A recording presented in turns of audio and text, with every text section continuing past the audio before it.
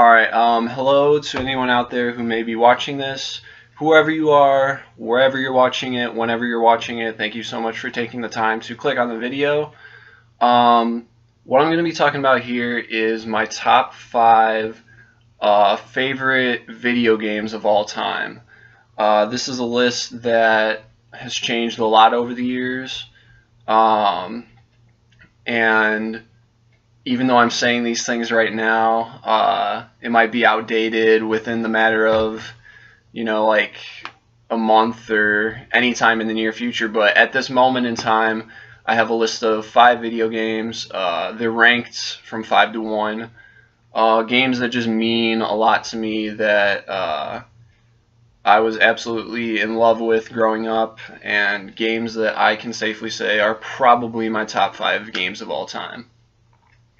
And also, a lot of these games, well, a couple of these games aren't exactly critically well received. I mean, overall, they're pretty critically well received, but just want to make that clear that these are just personal favorites and games that I spent so much time playing as a kid. And let me also say that I haven't really gamed regularly a lot in recent years. Since going off to college and stuff like that. I gamed all the time in high school, and quite a bit in like middle school and stuff, and of course when I was a little kid. So yeah, most of these games, all these games are going to be either on Xbox 360 or PlayStation 2. So number 5 for me is Left 4 Dead. Left 4 Dead 1, actually. I know a lot of people like Left 4 Dead 2 more than Left 4 Dead 1. They definitely added more to that game, Left 4 Dead 2, but for me, I think Left 4 Dead 1 is a little bit more memorable and had more of an impact since it was like the first one. And the reason why I like Left 4 Dead so much is it's a very simple game, but it doesn't get boring, like, ever, and that's pretty crazy. And it's an idea that's so obvious, but I think to make it happen, you had to wait until like the Xbox 360 generation to make these procedurally generated worlds where no game is the same game twice. Like, you play, and the AI in the game is really smart in terms of, oh, they see your health's low, so we're going to give you more health, and they balance it so that it's challenging but not impossible. And I just have so many memories playing early on in high school when this game came out. Yeah, I think I was a freshman in high school. And so many memories just playing this game with friends, and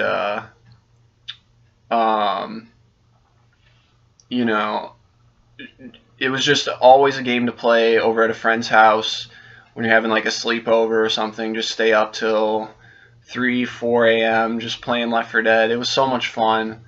I'll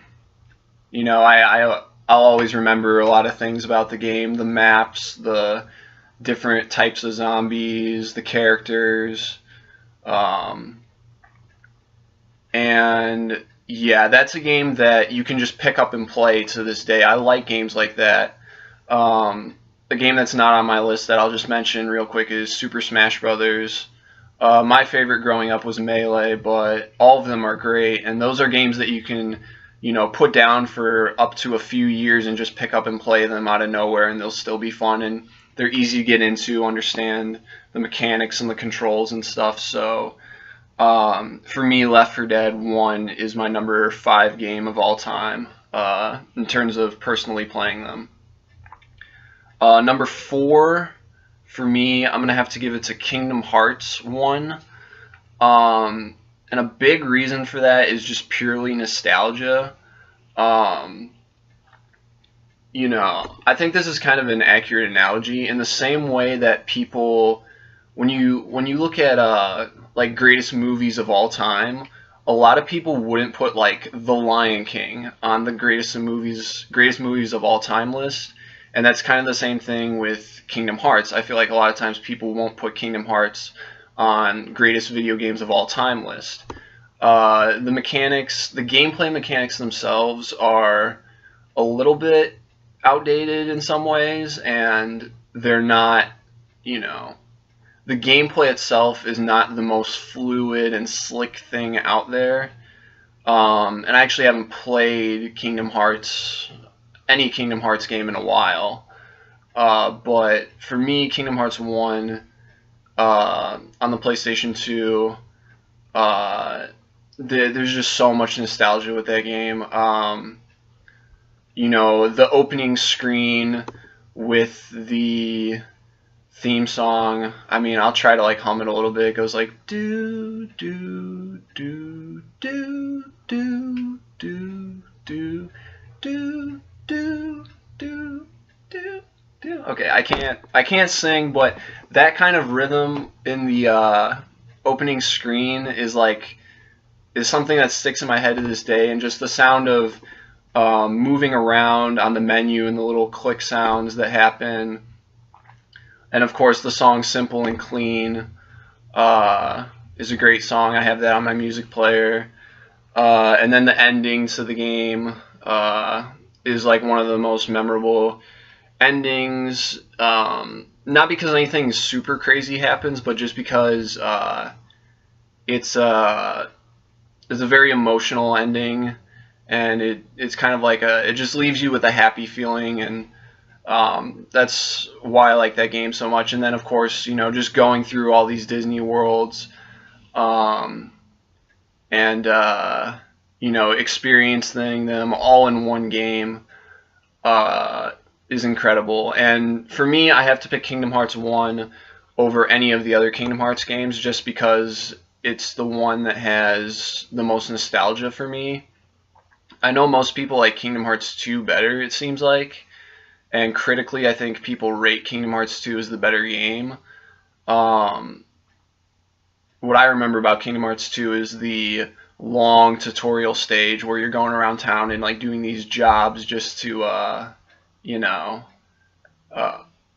just to learn how to play. And I don't even remember what you were doing in that game. You were like trying to save up money so you could like go with your friends to the beach or something weird like that. That was like the opening of Kingdom Hearts 2 for the first couple hours. And I played through a lot of Kingdom Hearts 2, but for me, just the nostalgia factor, it doesn't compete with Kingdom Hearts 1. So yeah, number 4 game for me is Kingdom Hearts 1.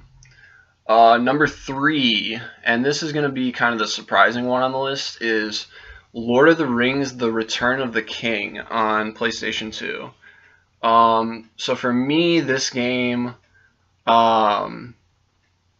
you know, The Two Towers and The Return of the King on PlayStation 2 were both hack and slash games that were based on the movies.